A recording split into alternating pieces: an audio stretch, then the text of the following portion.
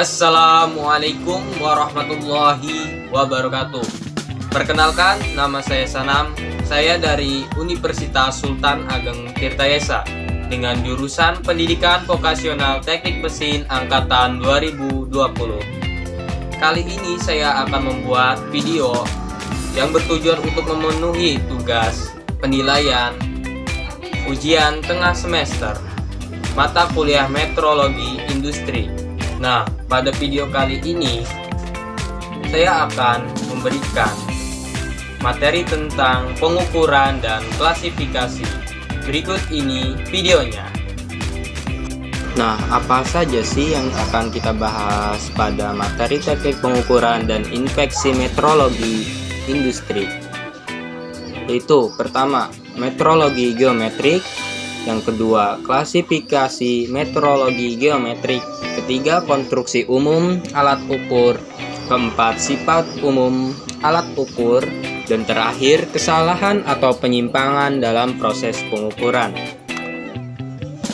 Nah, metrologi geometrik, pengertian pengukuran yaitu membandingkan suatu besaran yang tidak diketahui harganya dengan besaran lain yang telah diketahui harganya. Alat ukur digunakan untuk keperluan pengukuran. Alat ukur yaitu instrumen untuk mengetahui harga suatu besaran atau suatu variabel. Dengan prinsip kerja alat ukur harus dipahami agar alat ukur dapat digunakan dengan cermat dan sesuai dengan pemakaian yang telah direncanakan. Dan apa sih metrologi? Yaitu ilmu pengukuran besaran teknik. Metrologi geometrik merupakan ilmu dan teknologi untuk pertama, melakukan pengukuran karakteristik geometrik suatu produk atau komponen mesin peralatan dengan alat dan cara yang benar.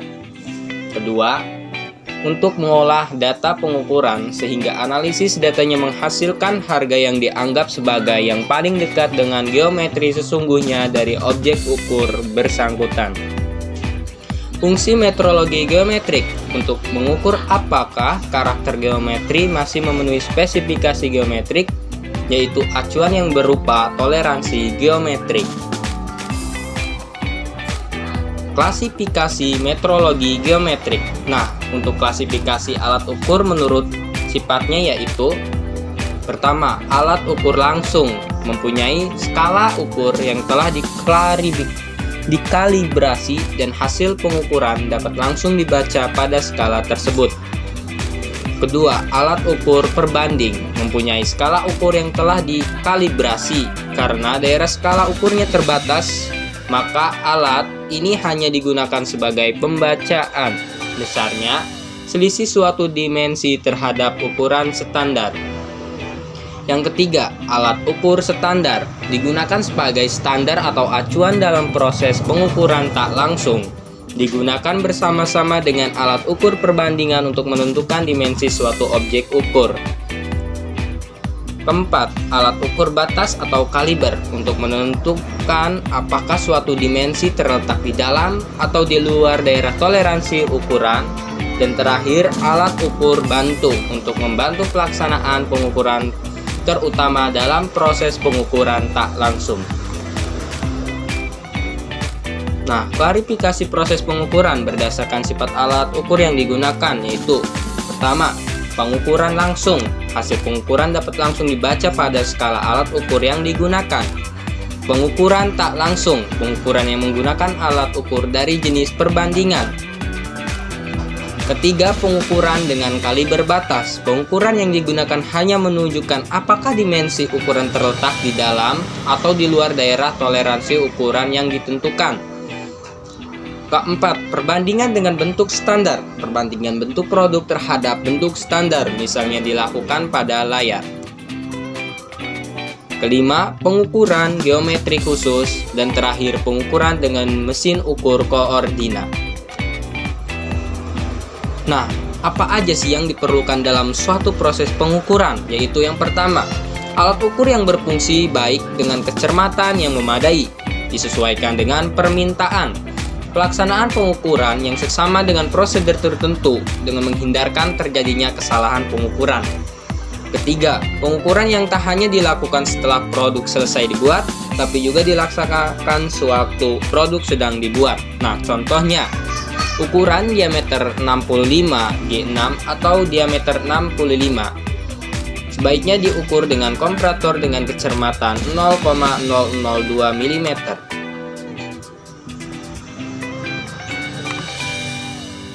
Nah, klasifikasi alat ukur berdasarkan prinsip kerjanya, yaitu berupa mekanik, elektrik, optik, hidrolik, pneumatik, atau aerodinamik. Nah, contoh alat ukur dengan prinsip mekanik atau kinematik.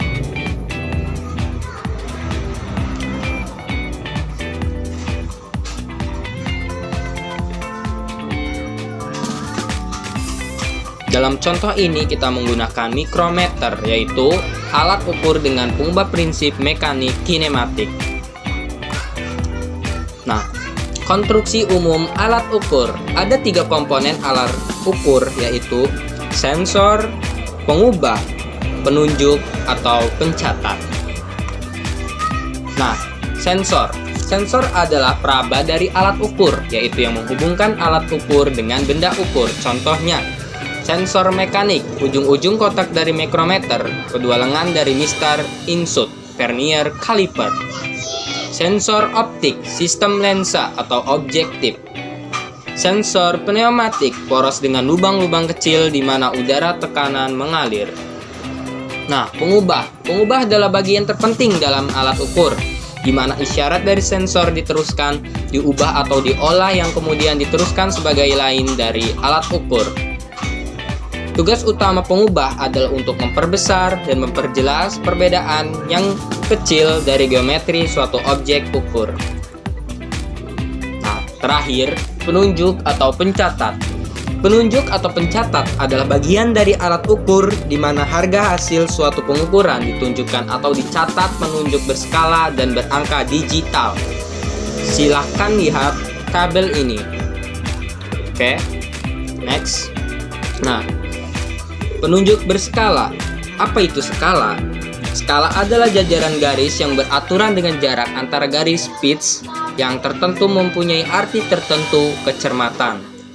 Jajaran garis ini terletak pada suatu bidang, yaitu bidang skala. Garis-garis ini bisa berjajar lurus atau melengkung. Pembacaan dilakukan pada bidang baca tegak lurus atau normal terhadap bidang skala. Jarak fisik milimeter antar garis skala pitch dirancang dengan memperhatikan aspek keterbacaan, kepekaan, dan kecermatan alat ukur. Dalam proses pengukuran, aspek ketepatan dan kelitian itu perlu diperhatikan. Teknik pembacaan skala. Nah, pada saat membaca skala dilakukan, garis indeks tidak selalu persis segaris dengan garis skala, melainkan terletak di antaranya.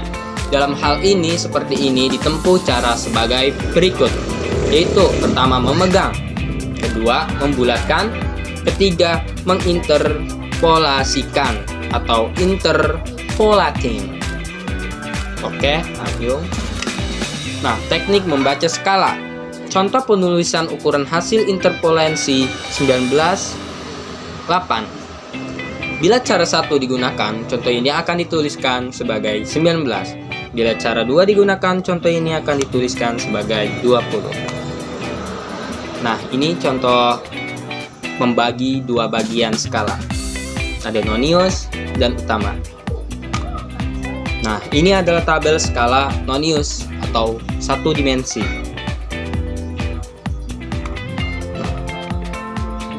Pembacaan ini adalah gambaran pembacaan hasil ukur.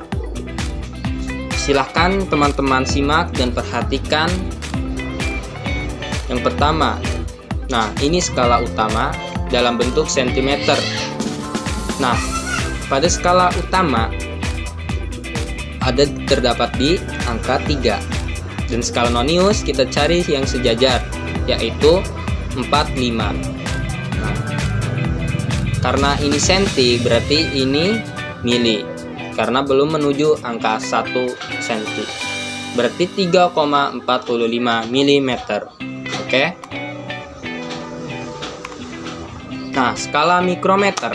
Skala pada semua jenis mikrometer dibuat pada dua bagian mikrometer, skala pada silinder tetap, skala pada silinder putar.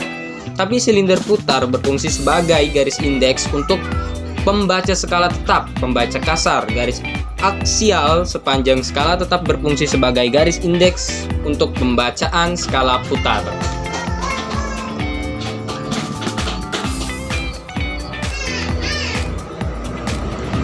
Mikrometer dengan skala nonius. Beberapa mikrometer mempunyai silindris putar dengan diameter yang relatif besar.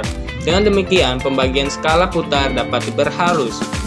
Kecermatannya sampai dengan 0,002 mm dapat dicapai dengan membuat pembagian skala putar menjadi 250 buah. Nah,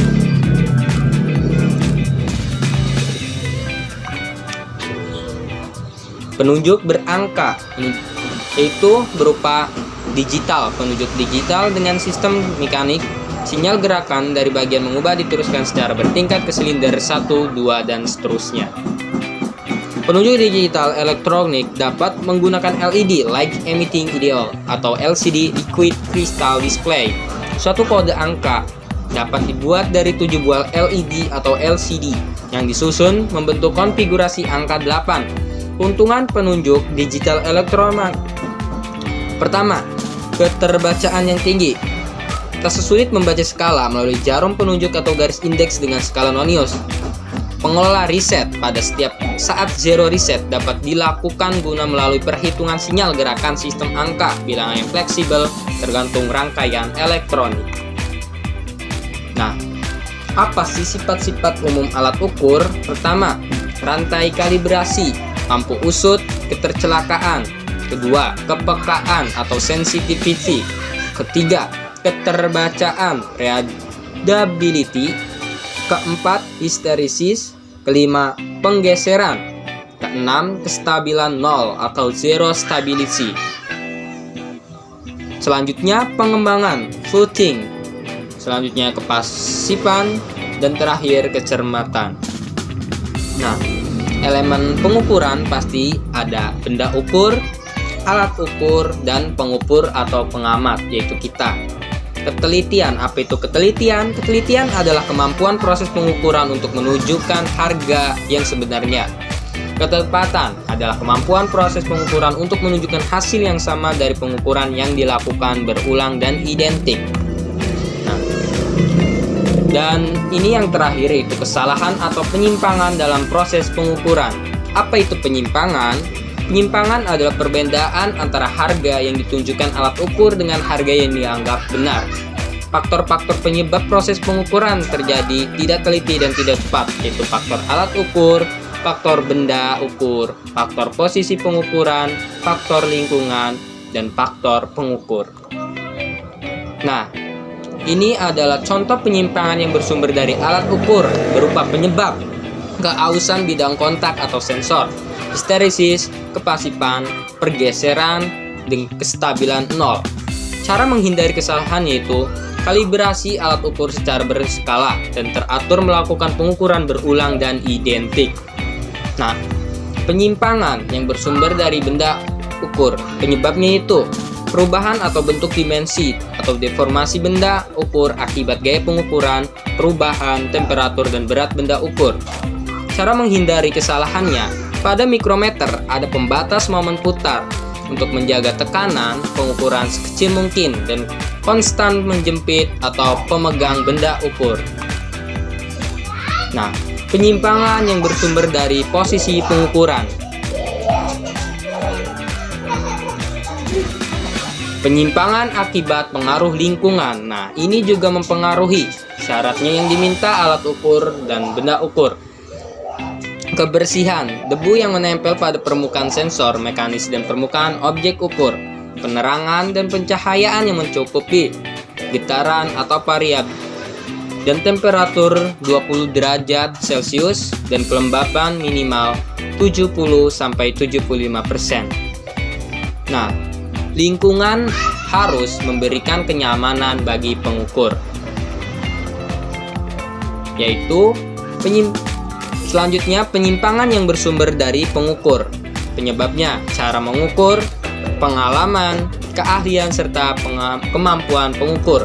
Cara menghindarinya yaitu kita harus memiliki dasar-dasar pengetahuan alat ukur, cara kerja alat ukur, cara pengukuran, cara mengkalibrasi, dan memelihara alat ukur.